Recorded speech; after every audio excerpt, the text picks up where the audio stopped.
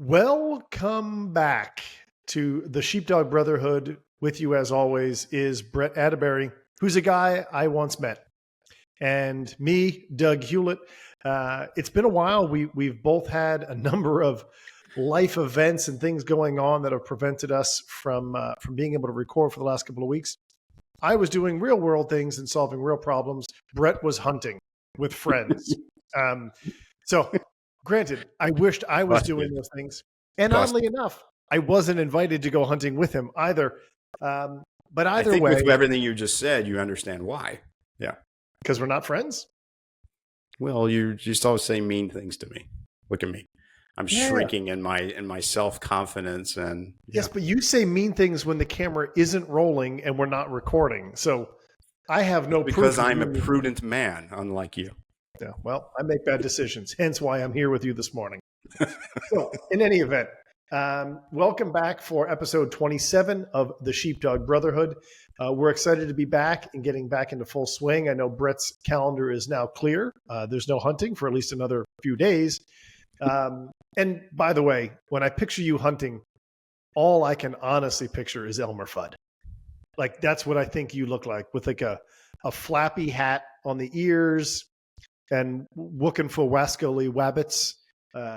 I, on the other hand, hunt real animals that I can eat. You hunt, I don't know, a fish? What did you do? Were you shooting fish? Okay. I'll have you know, my freezer is half full of deer meat. That wasn't from you shipping it to me. That's someone else shot. No. Yes. Well, there's some of that. There's some of that in there, to be honest. But yeah, so I went fishing, dude, like up in, I don't know where I was. I was up next to Alaska somewhere. There was nobody there, just Eskimos and sea lions. Pretty incredible.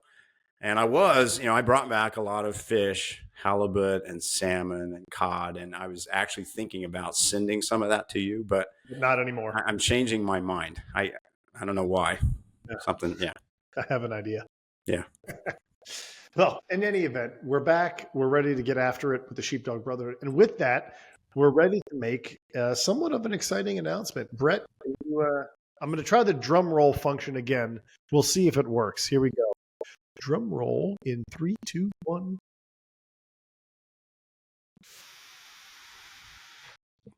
Go. Boom. That's so exciting. So, Doug, on October 22nd of this year, so that would be, in a number of weeks' time, we are going to launch the Sheepdog Brotherhood membership. And we'll be talking more about the details of what will be included in that membership. But one thing we will most definitely have, which you and I talked about since the inception of the Sheepdog Brotherhood, is some way to support organizations that are out there on the front lines and living everything that we talk about in this podcast, which is that great quote from St. John Paul II, that God has assigned as a duty to every man the dignity of every woman. Amen. So that will be a piece of it. So just to give you kind of a preview, what that would look like is a portion of the membership fee would be collected from everybody and go towards one of those organizations as donations from the Sheepdog Brotherhood collectively. So that's a pretty cool thing. And like I said, we'll have more information about that and more information about other stuff included as we get closer to that October 22nd date. Why October 22nd? Well, October 22nd is the feast day of the great St. John Paul II. So to honor him, because really, Doug and I feel when we were talking about how to put this together, that quote kind of came to us as we were doing some research. So to honor him, we said, let's launch this on his feast day, October 22nd. I don't know what day of the week that is. I don't think it's the weekend, but it doesn't really matter, does it? So October 22nd will be the big kickoff day. So we'll be working towards that, and we're pretty pumped about Tuesday. it. It's a Tuesday. It's a what? It's a Tuesday for all those following along at home. Yeah, Tuesday. Great, a weekday. So look forward to that. And like I said, we'll have more to talk about in the coming episodes about what's going to happen and what that's going to look like and how you can get involved. So be looking forward to that.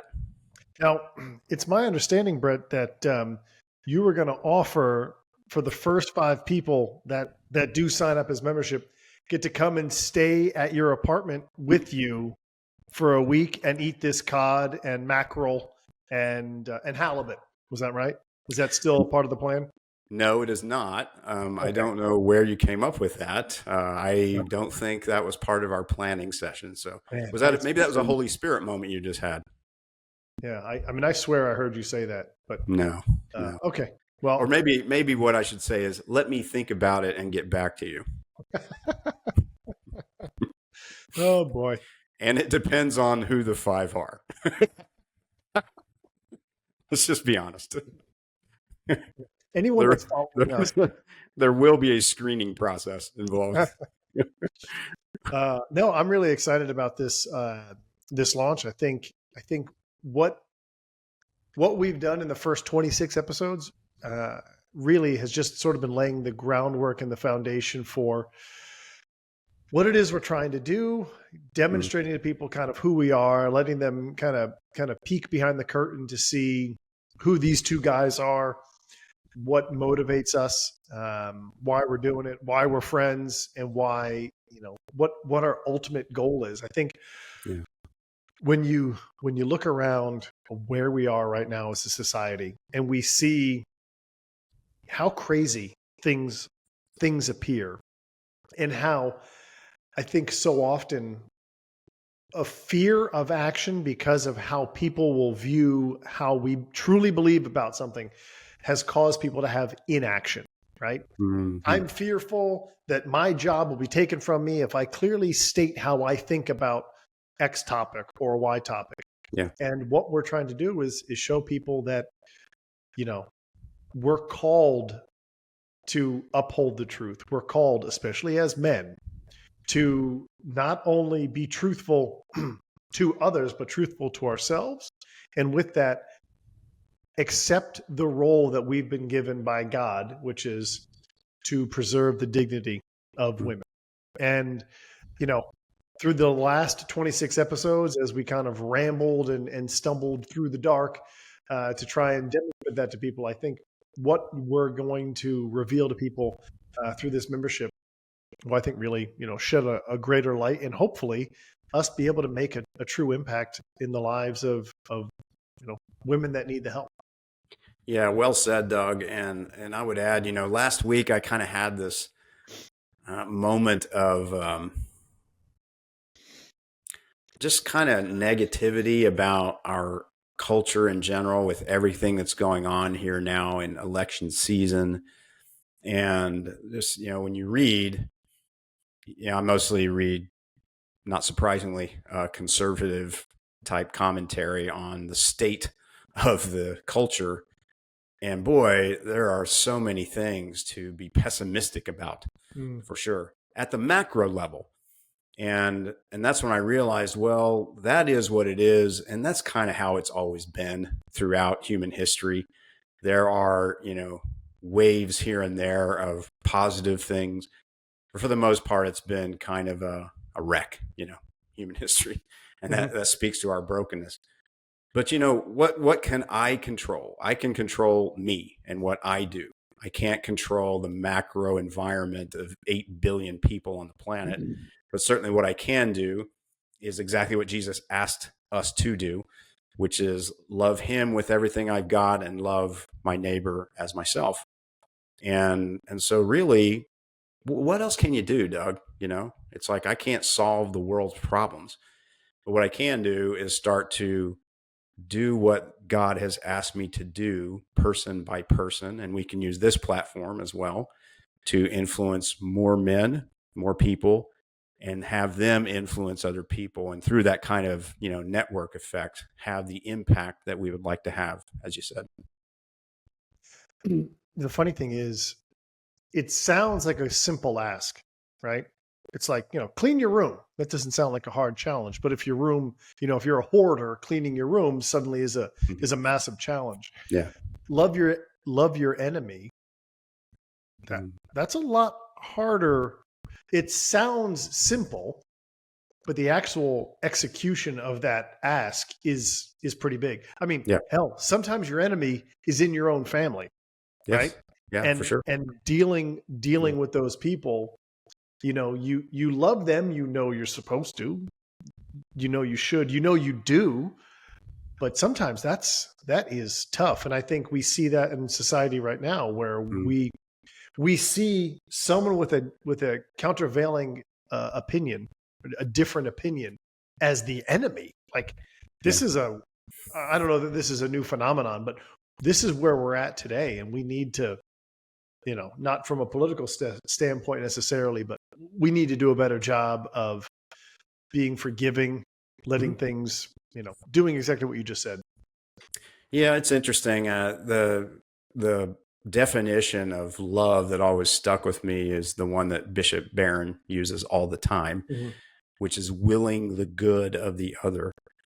And I think when we think about enemies, whether that's, in our circle of influence or just out there, plenty of them, and just willing their good, though, that to me is an easier thing to think about. And then how might I do that rather than the emotional part? I think a lot of times when people hear that word love, they think, oh gosh, love my enemy. And like you were saying, maybe it's within your family where there's a particular challenge there. And it's like, I don't feel love for that person at all. As a matter of fact, my feelings toward that person are quite negative. But that's not how the Lord defines love, right? Love is, as Bishop Barron likes to say, willing the good of the other. So even if you have like these feelings that aren't exactly great towards someone else who is, not being great towards you, or they're your enemy or perceived enemy for whatever reason, you certainly, it's your conscious choice to say, what can I do to will their good? And that, in my mind, that always starts with prayer. So it's like, I think it's a big deal to have someone who you really don't like, and you sit down and in true authenticity, you ask the Lord to bless them, to forgive them, to offer opportunities put in their path such that they can make their way to heaven. To me, that's the best thing you can do. And, do it in private. Don't call them and tell them you did this, to kind of show off your pride of how holy you are, but do it in private as the Lord asks us to do. I think that's a big deal. I think the Lord probably honors that more than some of these maybe good intentioned things that you would do out there in the physical world. But sometimes it's like, really, what was your true intention for doing some of the things that you said or did toward one of your enemies? But anyway, just a thought. No, it's a great thought. You have lots of those. Thank you. Occasionally, that's because I hang around you a lot. This is what happens. See, when you hang around greatness, great things start happening. Thank you, Doug. I owe it all to you. Owe it all to you. Yeah. Why do I secretly feel like you're going to be praying for the will of me? Going to be, Doug? Dude. Ever since we met, I was like, please help this dude. Help this guy. Please, Lord. Lord. You talk about the one lost, the 99. Doug is off in the woods, man. Yeah. He's stuck in the bramble and he's thrashing around. Help him. Yeah. Help him. Help this guy. So, anything else we want to cover today, or is this just a let's ease back into episode 27? Well, there's one other thing I would love to talk a little bit about, if that's okay with you. It's something pretty cool that's happening in the work that I do full time at Heroic Media. Is it okay if I talk about that? It would be my pleasure to hear you speak. All right.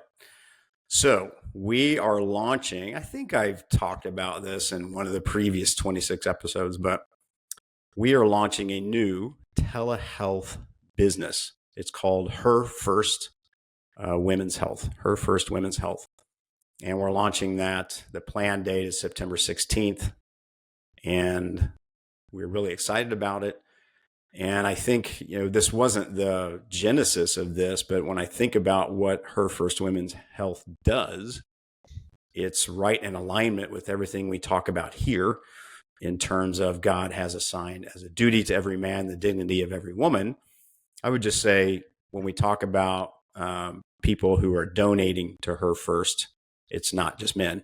It's, everybody who cares about making sure that women who are facing unexpected pregnancies have the opportunity to connect rapidly to resources that can help them.